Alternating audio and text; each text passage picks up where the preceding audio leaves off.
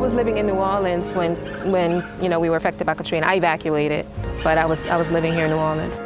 This is my first time experiencing this type of disaster. My grandmother and my parents both experienced Hurricane Betsy and survived it. My grandmother wrote a 16-page letter about their survival of it, and what's interesting is she talked about the lessons that she learned. They learned to persevere. They learned that having a family and having a community is really important, and that those basic creature comforts that we think are just creature comforts are really important, and we take them for granted.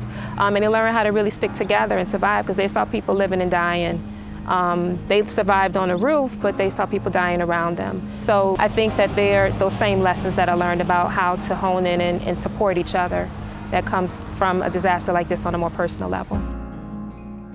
I started Sankofa in 2008 as a resident of my neighborhood, a stakeholder in my neighborhood, to try to improve the quality of life and improve the systems that give us resources here.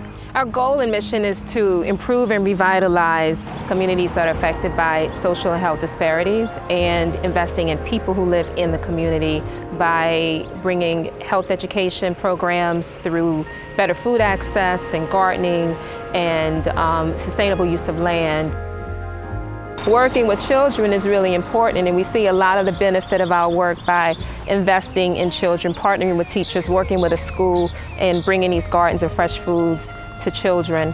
When we're in the garden working with children, or when we see them doing health programs, or they're getting their blood pressure checked, or they're tasting healthy treats, that's exciting to us. And we know that there are other barriers that are affecting them. And that goes for children, it goes for adults. It's a lot of people who have gone through a lot. But people keep going. They keep moving forward, because this is the cards that we were dealt with.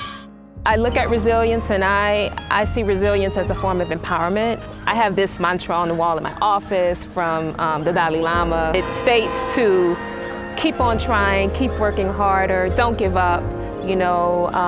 Make sure that you are trying to bring happiness to yourself, bring happiness to the people you're with. And I define resilience as an opportunity for us to be stronger and better. So we feel inspired to continue to do work that we feel is purposeful.